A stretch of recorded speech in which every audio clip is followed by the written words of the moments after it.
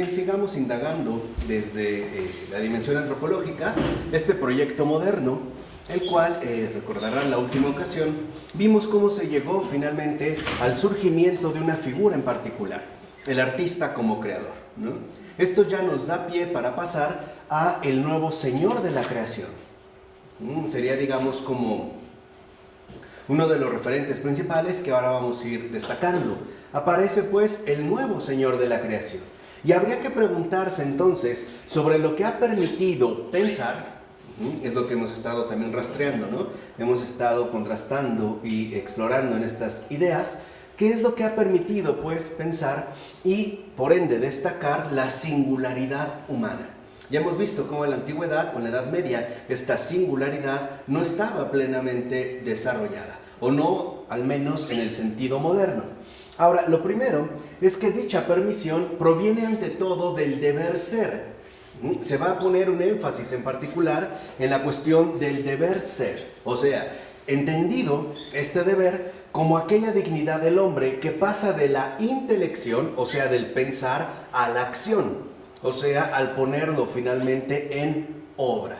Entonces podemos decir que en este sentido el deber ser va a ser entendido ya como una obligación autoimpuesta de realización autónoma, ¿no? Ese es, digamos, como el sentido que adquiere ahora el deber ser. O sea, dicho brevemente, tal deber ser se sitúa en la libertad, ¿no?, concebida, o sea, la manera de un concepto, como una independencia de producir, y más bien de producirse por uno mismo. Ahora uno tiene que ser producto de uno mismo. Ese es mi deber. No puedo deberme a nadie más. El deber es que yo sea, en pocas palabras, mi propio creador.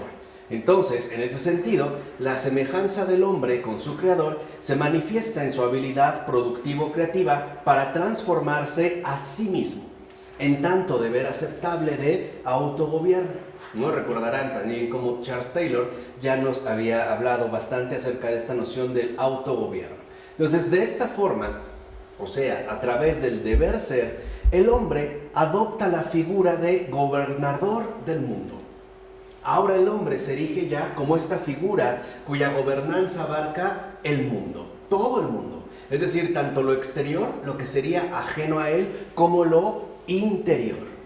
De tal manera que la idea de divinización cambia entonces de sentido, pues ahora en efecto todo va a depender de la deidad o la divinidad a la cual se va a imitar. Este, digamos, sería como un cambio particular.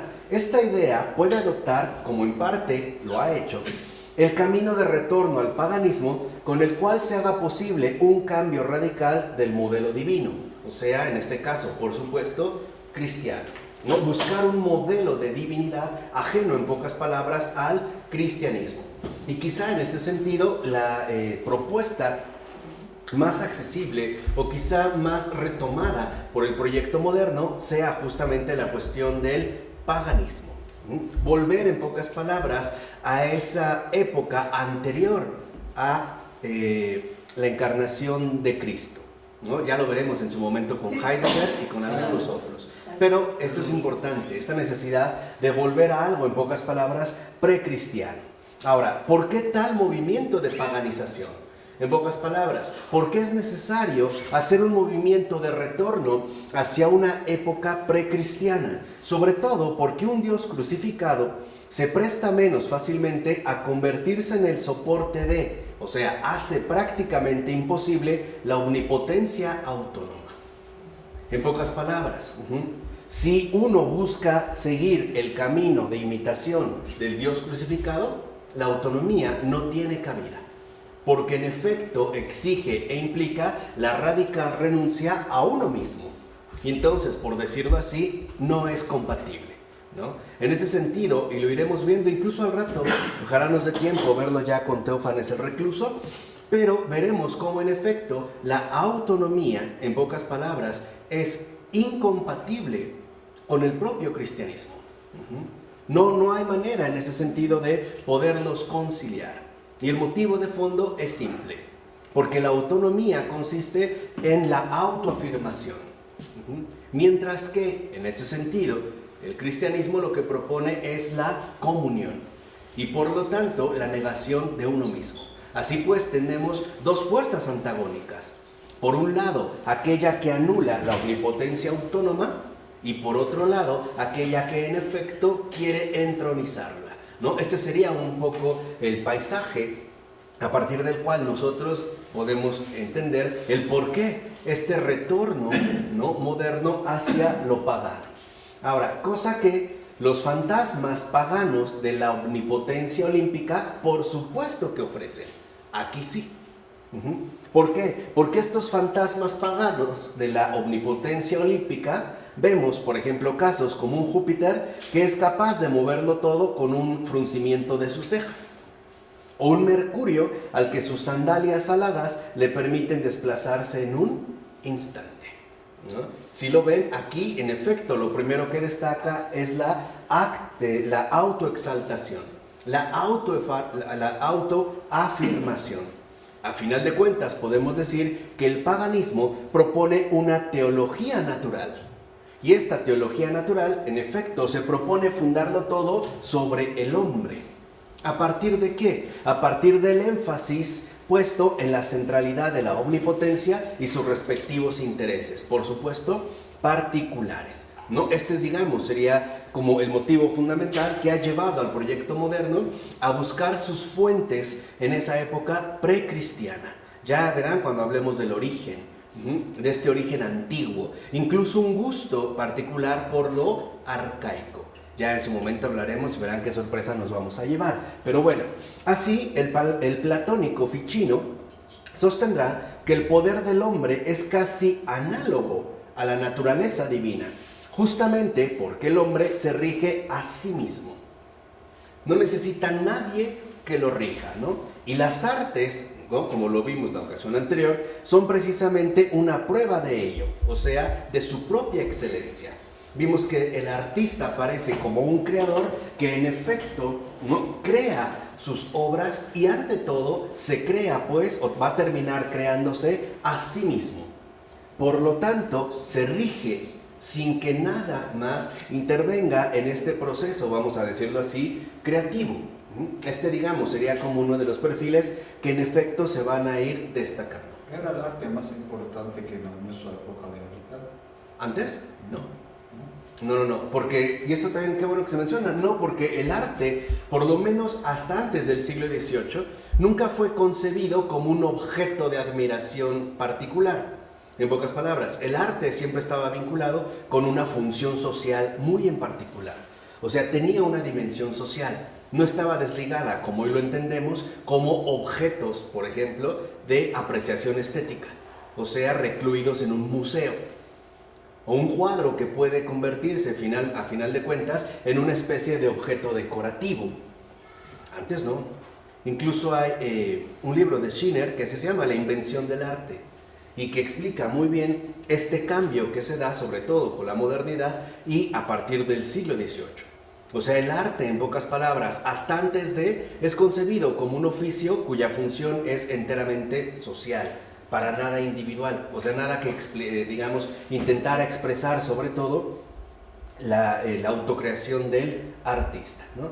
De hecho, Ficino afirma que por el gobierno que ejerce sobre todos los demás seres, animados e inanimados, es como un dios para ello.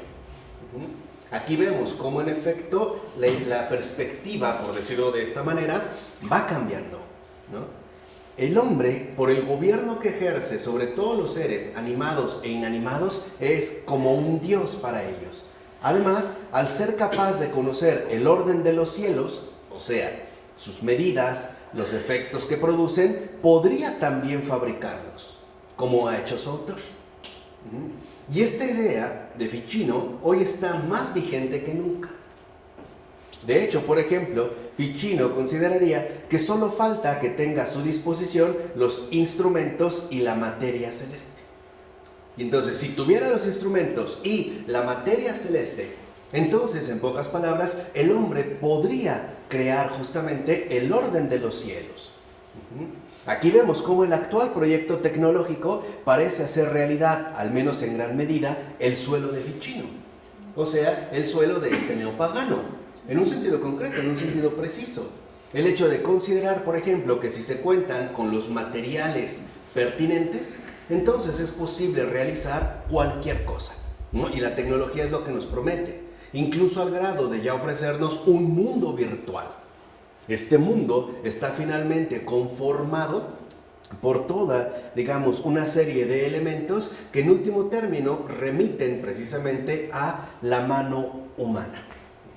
Digamos, es como ya un énfasis particular. Ahora, por su parte, por ejemplo, Maquiavelo caracteriza la acción humana como una particular manera de dominio.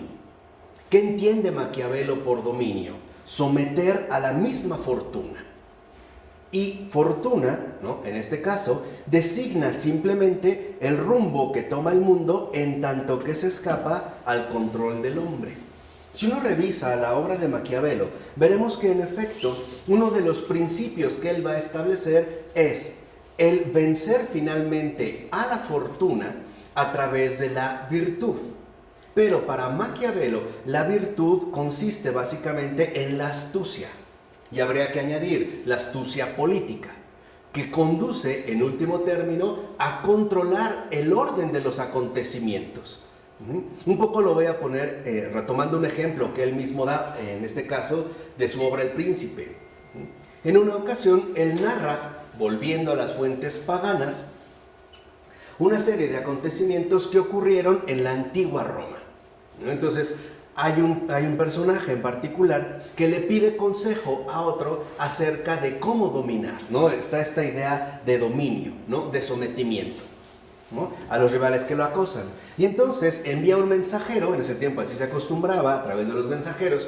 El mensajero llega, le hace la pregunta y el otro no responde, sino que se pone a caminar y trae un bastón en la mano. Y al ir caminando, hay un plantío, si mal no recuerdo, amapolas, al final de cuentas, bueno, flores, y lo que empieza a hacer es que empieza así a golpear, ¿no?, y a derribar las más altas. Y ya, es todo lo que hace. Entonces el mensajero regresa y le dice, ¿qué te dijo? Dijo, nada. ¿Cómo nada? No, solo se puso a caminar y empezó con su bastón a pegarle a las flores más altas. El que había consultado a esa persona entendió el mensaje. ¿Cuál era el mensaje? Para que tú puedas mantener el dominio, es decir, someter a los demás, tienes que cortar siempre las cabezas principales. Y esto hará que tú domines sobre la fortuna. O sea, empieza por los más poderosos. Y esa es la manera en la cual, en efecto, los demás van a quedar sometidos a tu propia virtud. O sea, en este caso, a tu propia astucia política. ¿Sí se entiende? O recuerda otro caso donde insisten en cómo hacer una negociación. Entonces él dice, por ejemplo, cuando estás ante un rival, no puedes hacer la negociación en su territorio, puesto que te expones a que seas atacado. Pero tampoco lo puedes hacer en territorio propio, porque probablemente él no acceda a venir. Entonces lo importante es hacerlo en un terreno neutral, ¿no?, donde ambos se sientan más o menos cómodos. Y él vuelve a retomar un relato antiguo, o sea, basado finalmente en la segunda década de Tito Livio, donde reúnen a los principales de ese lugar en una especie de tienda de campaña y después, una vez que están reunidos, llegan y los asesinan. Así pues, cuando él regresa, no hay autoridad competente. Eso significaría someter a la misma fortuna. Esa sería, de hecho, para Maquiavelo, justamente la virtud, ¿no? Ahora, en uno de sus diálogos de 1584, Giordano Bruno hace decir a Júpiter que los dioses han dado al hombre la inteligencia y las manos, y lo han hecho similar a ellos al concederle un poder por el que triunfa sobre los demás animales, a fin de que pueda mantenerse como Dios en la tierra. Entonces el hombre se empieza a endiosar, o sea, en el sentido de aparecer como una figura divina, al menos en la tierra, inspirados, como vimos, por la fuente antigua del paganismo. De hecho, según Bruno, esta capacidad dada por los dioses le hace capaz al hombre de formar otras naturalezas a través de su propio trabajo. Entonces, para Bruno, las ocupaciones humanas, o sea, el trabajo, son justamente lo que alejan al hombre de la animalidad y le aproximan al ser divino. Ojo, no a las divinidades celestes. Vean cómo habla de dioses, O sea, en ese sentido está otra vez fundado en la antigüedad pagana, sino que lo hacen igual a ser divino como un Dios en la tierra. Entonces, la extensión de lo controlable por el hombre adquiere mayor dimensión en tanto sus ocupaciones incrementan. Por ejemplo, el telescopio astronómico aumenta el ámbito observable por el hombre más allá de los límites de los sentidos, y por eso es asimismo signo de aumento de poder humano. Aquí vemos cómo se va dando una proyección particular en base, en pocas palabras, a los instrumentos que el hombre fabrica y que parecen, en pocas palabras, empoderarlo más allá de sus propias posibilidades. No me quiero adelantar mucho, pero vemos cómo hoy esta línea, ¿no?, de llevar al hombre más allá de sus propias posibilidades ha acabado incluso en el contrasentido de eliminarlo. ¿A qué voy, por ejemplo? Si hoy concebimos que de cierta manera la memoria humana es defectuosa, ¿no?, y sobre todo con el paso del tiempo o por accidente o por la misma edad, por el avance de la edad, entonces puede ser sustituida por artefactos, ¿no?, de otra naturaleza, en este caso sintética, llamadas, por ejemplo, de igual manera, memorias, en la cual nosotros resguardamos los datos sin exponernos a este error. ¿Qué significa, en pocas palabras, un poco lo que quiero que entiendan dentro de esta línea? Que a final de cuentas, esas otras naturalezas, aunque terminen siendo artificiales, se considerarán mucho mejores que lo humano en cuanto tal, ¿no? Hay gente que está convencida, por ejemplo, que si el ojo humano tiene tanta limitación, sería mejor, en pocas palabras, sustituirlo por un ojo, digamos, artificialmente elaborado, ¿no? Es un poco la línea que aquí entonces se empieza a destacar. Ahora, Kepler, por su parte, este astrónomo, ve en este invento humano, el telescopio, al que compara con el cetro, fíjense, signo de lo divino, la prueba de que el hombre ha sido constituido rey y señor de las obras de Dios. Todavía Kepler considera, que hay un Dios, pero el hombre es señor, ¿no?, rey y señor de estas obras precisamente por los artefactos que él elabora. Entonces, el hombre es señor del mundo, por supuesto creado, amo y señor de la creación debido al aumento de sus laboriosas ocupaciones, ¿no? Dijimos, mediante el uso particular de su inteligencia y de sus manos. Así es como entramos ahora a un nuevo panorama que podemos definir como tentativas y tentaciones. ¿Por qué? Porque ciertamente el dominio sobre la naturaleza puede demostrarse por la capacidad de hacer milagros. Ahora bien, interpretarlos como un signo de poder, esto no es algo evidente. Puede considerarse un efecto natural, por ejemplo, sin necesidad de recurrir a una especie de poder superior. Entonces, en el Islam, por ejemplo, la dogmática distingue entre los milagros que solo los profetas pueden realizar y los prodigios que los santos tienen la capacidad de operar. Entonces, en la dogmática del Islam hay esta clara diferencia: milagros y prodigios. Los milagros únicamente son atribuidos a los profetas. Por el contrario, los prodigios sí es algo cuya capacidad puede ser encontrada en los santos. Por eso Avicena, este filósofo árabe, ¿no?, da una explicación psicológica que reposa en un determinado concepto de la imaginación. ¿Qué pasa en este caso? Avicena cita como ejemplos algunas intervenciones sobre los elementos exteriores. Por ejemplo, hacer que la tierra tiemble o que caiga un rayo, o rezar para que llueva y ser escuchado, ¿no? Avicena menciona estos ejemplos. Esto significa, según Avicena, que lo que los hombres comunes pueden hacer con su propio cuerpo, el profeta puede hacerlo con los cuerpos exteriores. Un poco como decir, yo tengo la capacidad de disponerme a mover mi brazo y lo muevo. Lo que hacemos con nuestro cuerpo, dice el profeta, lo puede hacer con los cuerpos exteriores. Entonces, ¿qué dice Avicena? Cabe imaginar que nos convirtamos en causa de cosas naturales. Entonces, es posible que el alma influya sobre otra cosa que no sea su cuerpo. Y ello supone que no hay una diferencia infranqueable, insuperable, entre el cuerpo humano y el resto de la naturaleza. Entonces, con esto, Avicena retoma la idea tradicional según la cual la supremacía la tiene la naturaleza del hombre, ya que él es el gobernador cuyo poder constituye un alma para el mundo. Así como nosotros obramos, pues, sobre nuestro cuerpo, también es posible pensar que el hombre pueda obrar sobre la naturaleza, puesto que el hombre sería, ¿no?, el alma para el mundo. Ahora, en tierras cristianas, Roger Bacon recuerda el poder de la palabra y todos los milagros que produce.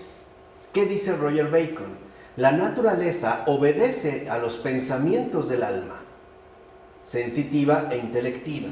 Y aquí quizá, por eso yo lo pongo con signos de interrogación, encontraremos la base del control mental. Hoy hay muchos que estamos convencidos de ello, que la mente es poderosa y que la mente, en pocas palabras, puede influir sobre aquello que no comparte, por decirlo de esta manera, su propia naturaleza, ¿no? Cuando Roger Bacon dice que la naturaleza obedece a los pensamientos del alma, quizá puso las bases de lo que actualmente nosotros llamamos control mental, porque conste, añade, no solo en el ámbito, por ejemplo, influir a través de la sugestión con otra persona, ¿no?, por medio de actividades mentales, sino incluso también sensitivos. Por ejemplo, quizá de manera muy particular, enfriar una cosa o bien calentarla o desplazarla de un lugar a otro. Entonces, el centro se coloca en la mente del hombre. Ahora, Alberto Magno sigue de cerca tal concepción y afirma que el hombre posee en sí un intelecto divino tal que la misma materia se modela según sus concepciones. Ojo, se modela, no se crea. Entonces, las cosas exteriores le obedecen y se dice entonces que obra milagros, ¿no? Esta sería, digamos, como la apreciación que ofrece Alberto Magno. Ahora, según Agripa de Nettesheim, fallecido en 1535, las tres virtudes teologales permiten al hombre trascender su naturaleza hacia lo divino y por ende transformar las cosas. ¿Qué dice Agripa? Dice, de aquí procede que nosotros, que estamos en la naturaleza, la dominemos, hasta el punto de dirigir los elementos, de suscitar las nubes, vientos y lluvias, de curar a los enfermos y resucitar a los muertos. No obstante, todos estos cambios, por muy espectaculares que puedan ser, no se sitúan bajo ningún programa de control de la naturaleza por parte del hombre. En todo caso, la instancia que lo rige no es el hombre en sí, sino el intelecto agente que se comunica al hombre. En pocas palabras, en este caso, el verdadero señor de la naturaleza no es el hombre, sino el intelecto del que participa y que le transmite las órdenes de Dios, o las formas según las cuales Él crea las cosas. Ciertamente, el milagro es algo excepcional. Dios lo concede en casos singulares y por razones que se nos escapan. Por su parte, la magia, y ven aquí el cambio, no es casual entonces que aparezca otra vez este afán pagano antiguo de la alquimia, ¿no? La magia representa una tentativa para transformarlo en una capacidad permanente del hombre. Es decir, también en un modo de controlar aquello que el hombre por sí mismo no es capaz. Si no todos podemos hacer milagros, quizá podamos recurrir entonces a la magia y reconocer en la magia una capacidad permanente para someter a las demás cosas. Piensen hasta casos bastante extraños en nuestro mundo contemporáneo, como los llamados amarres, o sea, la brujería. Yo acudo a la magia, en pocas palabras, para someter el corazón de una persona que quizá no me hace caso. Entonces yo pago cierta cantidad para que yo lo pueda someter de esta manera. Entonces, si no lo puedo someter por mí, puedo recurrir a esta especie, ¿no?, de capacidad permanente que asume ahora justamente la magia. Entonces, en este sentido, la empresa moderna de una conquista de la naturaleza comparte el mismo proyecto que la magia. Y que la Biblia, por eso, y con toda razón, prohíbe. ¿Por qué la magia supone el someter a las demás cosas a través de nuestra propia capacidad de manipulación. ¿Sí queda claro la diferencia? Ahora bien, la magia remite a la antigüedad tardía. En la Edad Media, fíjense qué curioso, tenemos la noción de que la Edad Media era una edad como de magia, ¿no? Para nada, En la Edad Media, o sea, la magia, apenas va más allá de las recetas populares y no es percibida como un crimen abominable. O sea, la magia se podía basar, por ejemplo, en recetas muy populares, sobre todo a lo mejor para la cura de enfermedades. Como hoy nosotros lo hacemos, por ejemplo, a través de que si padecemos un dolor de estómago, tomamos una infusión o tomamos un té. De alguna manera lo que queremos es que este proceso mágico, en ese sentido, tenga un efecto benéfico sobre algún malestar que nosotros tenemos, ¿no? Lo mismo pasa con la medicina contemporánea. Ahora, Plotino, por ejemplo, aceptaba su principio teórico, pero era muy reservado sobre su puesta en práctica, pues para él, el alma humana no ha descendido entera aquí, o sea, abajo, sino que al permanecer una parte arriba, esto le permite salvarse a sí misma mediante el ejercicio de elevación intelectual. Eso es lo que Plotino llama, neoplatónico, dialéctica. O sea, para Plotino, sí hay, digamos, acepta el principio de la magia como un poder que el hombre posee, pero para Plotino lo importante no es recurrir a la magia, sino en pocas palabras, recurrir a la gnosis, a este ejercicio de elevación intelectual que en pocas palabras nos hará regresar a ese otro mundo donde ya no hay básicamente nada material, ¿no? Nada físico. Para sus sucesores, por el contrario, el alma ha caído enteramente y solo puede salvarse con una ayuda exterior. ¿Notan estos matices en cuanto a la formulación de las ideas? Plotino dice, no, hay una parte que se quedó arriba y nosotros debemos volver allá. Sus predecesores, mejor dicho, sus sucesores, lo niegan y dicen, no, estamos totalmente caídos y por eso necesitamos una ayuda exterior. De ahí que, por ejemplo, la magia sea entonces considerada incluso una actividad honorable y reconocida. Necesitamos ayuda exterior. Como dijimos, acudir a hacer magia para que alguien se enamore de mí, o para que me vaya bien en el trabajo, o para alejar las malas influencias, o qué sé yo. Entonces, Jámblico la prefiere a la filosofía, ¿Por qué? Por su eficacia poderosa. El emperador Juliano, el apóstata, se confiesa fan de la filosofía de Jámblico. Proclo abre de par en par las puertas de la filosofía a la magia bajo el nombre de teurgia.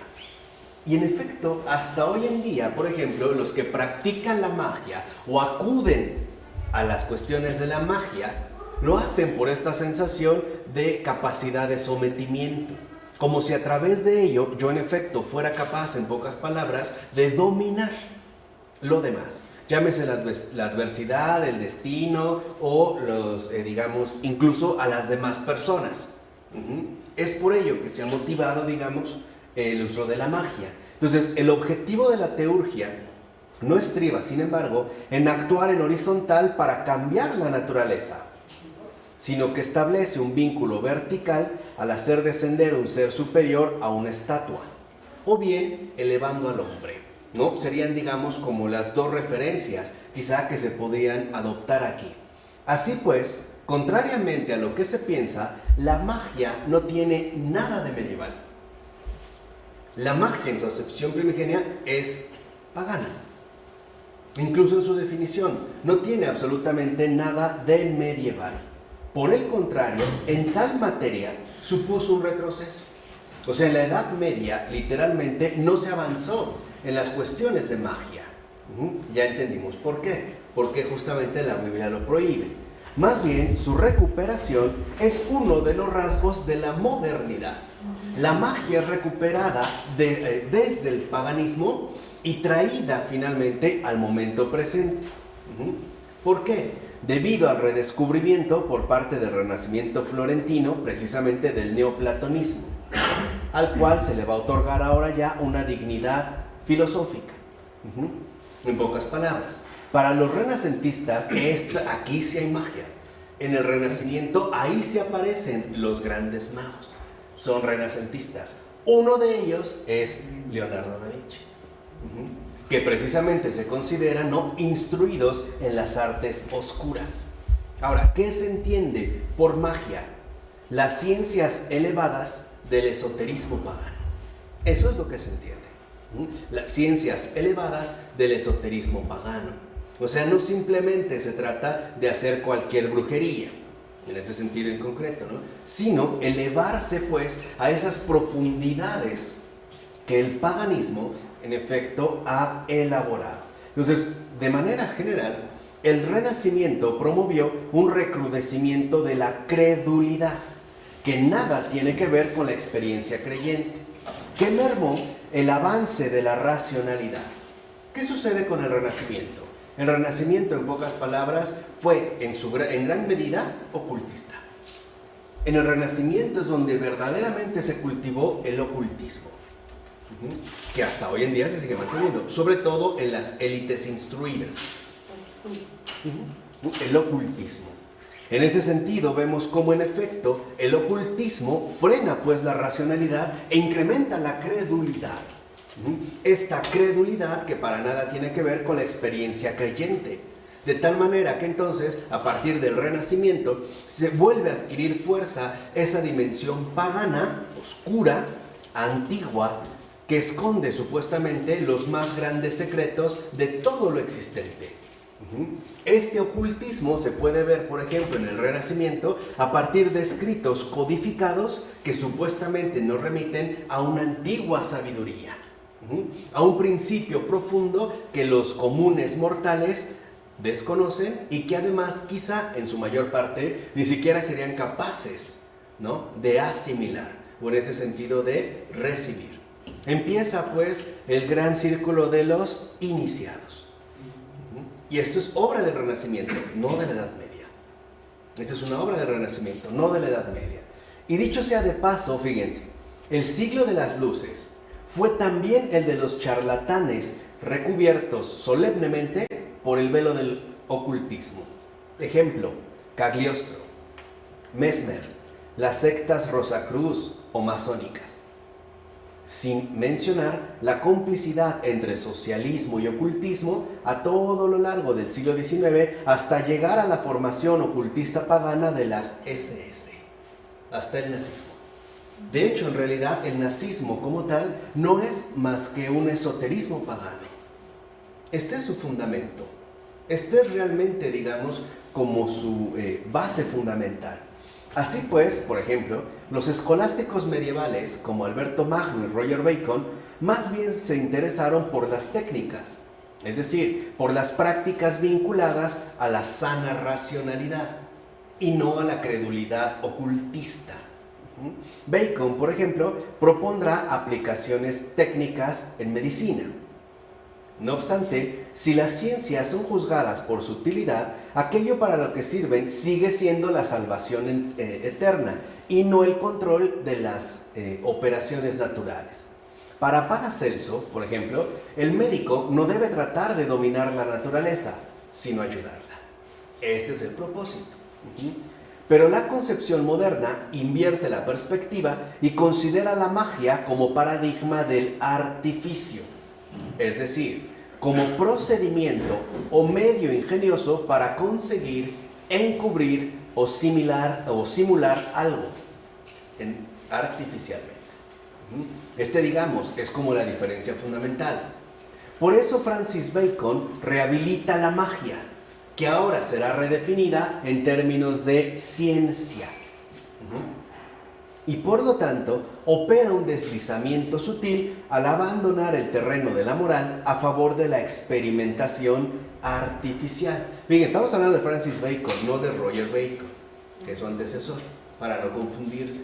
Entonces, lo que vemos es que si ahora esta concepción moderna, ¿no?, hace un matiz particular, haciendo de la magia el paradigma, o sea, el modelo fundamental del artificio, cuando llega Francis Bacon, este artificio ya no es llamado propiamente magia, sino ciencia. Bien inspirada justamente por esta idea antigua. Entonces vemos cómo incluso, por ejemplo, para Francis Bacon, si uno checa su Novum Organum, la magia no es mala, sino ineficaz. Por eso hace este giro. Pero los teólogos medievales insistían una y otra vez en su malignidad.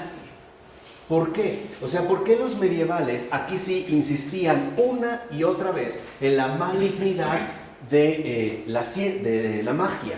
Porque lograba establecer un contacto peligroso con espíritus malignos.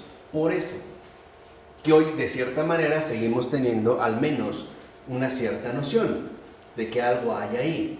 Francis Bacon desplaza, digamos, este planteamiento y ahora considera que si por algo, en pocas palabras, hay que rechazar la magia, no es porque tenga relación con espíritus malignos, sino, y ante todo, porque es ineficaz.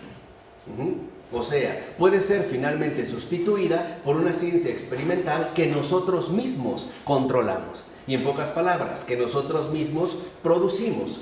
Desde ahí empezará, por ejemplo, esta distinción clara entre lo experimentable y por ende controlable y lo mágico que termina convertido en algo supersticioso.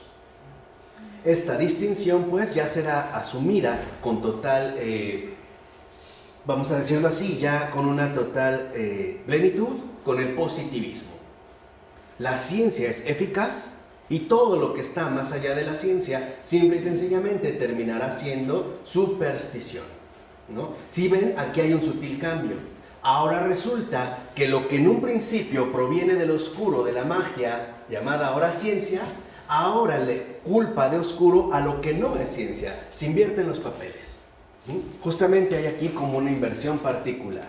Ahora bien, entre las prácticas mágicas, la alquimia ocupa un lugar central. Aquí es donde va a ocupar, digamos, un lugar central. La alquimia, de hecho, representa la primera tentativa para modificar la naturaleza. Recuerden que lo fundamental para los alquimistas era transformar la materia, finalmente, ¿en qué? En oro. Modificarla. Encontrar la fórmula para alcanzar la modificación de la naturaleza. Y curiosamente, el paso decisivo en términos de alquimia fue dado por los árabes, mucho más allá de aquello a lo que se habían atrevido los antiguos, o sea, en este caso, vamos a decirlo así, los paganos. En efecto, la alquimia griega considera la actividad manual como insuficiente por sí sola, lo cual significa que también es necesaria la actividad, o sea, aportación de la naturaleza, que de hecho está, como ya hemos visto anteriormente, por encima del hombre. En cambio, el autor del corpus, que se ha transmitido con el nombre de Geber, no sé cómo se pronuncia, Geber, ¿no? Propone otra cosa. Aquí fíjense, hay un cambio. Es Javier. Bueno, Javier propone que la característica de su ciencia, de su alquimia, estriba en no reconocer ningún límite al pensamiento humano. Este es el cambio. Ya no va a haber ningún límite al pensamiento humano. Entonces, ningún misterio. Ahora, la modificación que busca la alquimia se va a traducir en total sometimiento. No hay límites. ¿Sometimiento a quién? De la naturaleza, de todo lo creado. ¿Qué quiere decir? Sí, o sea, ahora ya podemos someter mediante esta ciencia, mediante este artificio humano, todo lo existente. ¿Y se puede explicar todo así también? Claro, se puede explicar desde este, vamos a decirlo así, dentro de esta línea, ¿no? Por eso parte, por ejemplo, Javier, de la idea antigua de una imitación de la naturaleza, pero la combina con la definición de la filosofía como asimilación a Dios y la aplica a la ciencia natural. ¿Qué dice Javier, literalmente? El artesano humano imita al demiurgo, que es el creador del universo, ejerciendo por su parte un poder creador. En síntesis, con Javier, con este, vamos a decirlo así, con este añadido árabe que los antiguos no habían dado. El alquimista resulta entonces capaz de cambiar las cosas en lo que él quiere. Por eso va a ser tan fuerte, en pocas palabras, el auge que tome la alquimia, porque es la gran tentación de empoderamiento. En pocas palabras, como lo mencionamos hace un momento, detrás de estas tentativas, y las iremos exponiendo una a una, siempre está latente su respectiva tentación. Las tentativas modernas no son más que, y lo mostraremos en su radicalidad, cueste lo que cueste, las tentativas modernas no son más que encubrimientos de tentaciones. El secreto entra aquí. Claro, relación. claro. Ya ven cómo lo empezamos a hacer, claro. Sí, ya. Libros como El Secreto, ¿no? Es la gran tentación de empoderamiento. Si tú quieres, puedes. No hay límites, o sea, ningún límite al pensamiento humano. En pocas palabras, nada, absolutamente nada, te limita. Has sido asimilado a Dios, a tal grado que ahora tú eres un Dios. No necesitas de que alguien venga a decirte, a proponerte. Eres tú tu creador. Y ven que viene en bona con esta noción del artista, justamente como creador. Ya no se trata de crear cosas, sino de crearse uno mismo. ¿Y cómo lo voy a hacer? Como yo quiera. Eso, digamos, sería como el primer paso, ¿no? Y a esto se le dio el nombre de transmutación, que es parte de un término alquimista, cuyo poder recae precisamente ¿en dónde? En la voluntad humana. Aquí está el punto, ¿no? El punto está en que la voluntad humana va a ser colocada poco a poco como ese centro de empoderamiento capaz de lo que quiera. Y únicamente por una simple razón, porque lo quiere. Es lo que mucha gente dice, ¿no? Así lo quiero, se me da la gana y qué. Punto.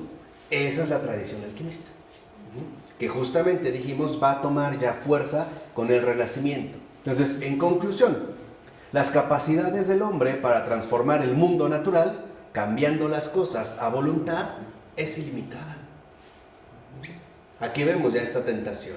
Puedes hacer lo que quieras. ¿No escuchan esa voz antigua, seductora del ¿seréis como dioses? ¿No es la formulación renacentista de la antigua tentación? ¿Seréis como dioses? Aparece entonces la idea de una rivalidad con Dios. Queda claramente por qué. Por eso Juan 22 condenó la alquimia en 1317. Para que vean que la iglesia no es una estúpida que no sabe lo que hace y que es una represora. Por eso les decía, por eso es tan importante recuperar de nuevo, ¿no?, la verdadera experiencia histórica. La razón es la siguiente. ¿Por qué se condenó la alquimia hasta la fecha? La magia también. Porque la alquimia no es más que la loca ambición de una rivalidad con Dios. O sea, la de Satán.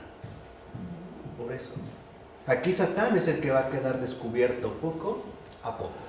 Lo vamos a ir desvelando. Obviamente, en cuanto al proyecto moderno, porque es lo que a nosotros más nos afecta. Y ahorita sí lo podemos decir abiertamente. Ya estamos en esta preparación. En pocas palabras, la loca ambición de una rivalidad con Dios es la de Satán. Y esa es la falta capital, la falta demoníaca. Eso es lo que exponía Juan 22 en 1317. No era porque se limitara al hombre, en pocas palabras, ¿no?, de algo que sí puede hacer, pero que no queremos porque se nos va a caer el teatrito.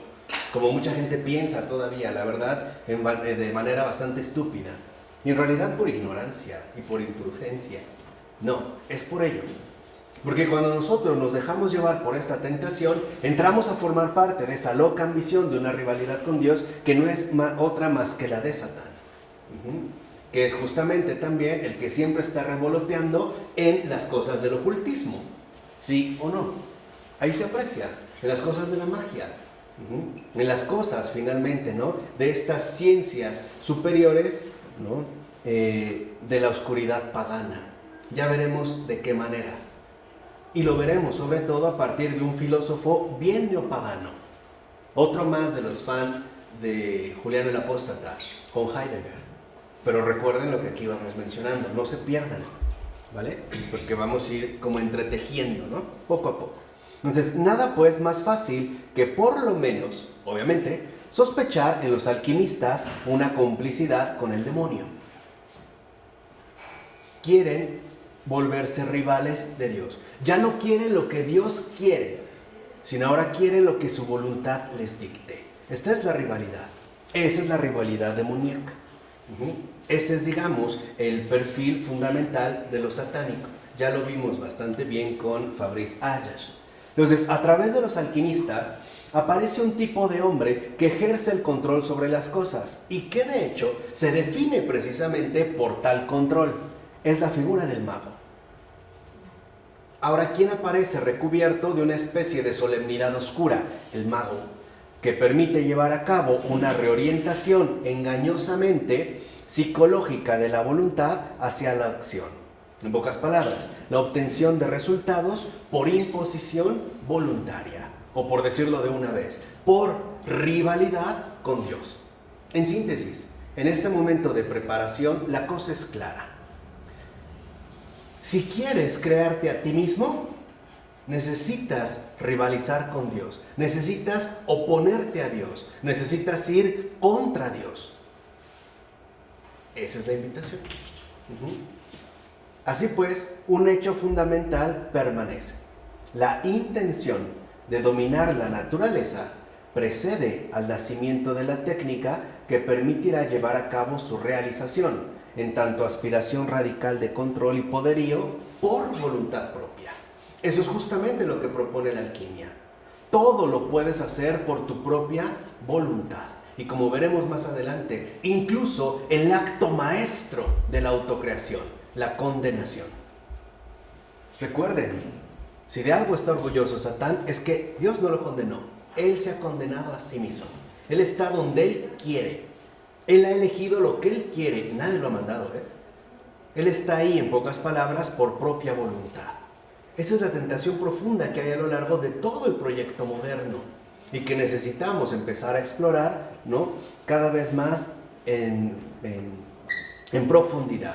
¿De acuerdo con este apartado de la preparación? Vamos con el avance.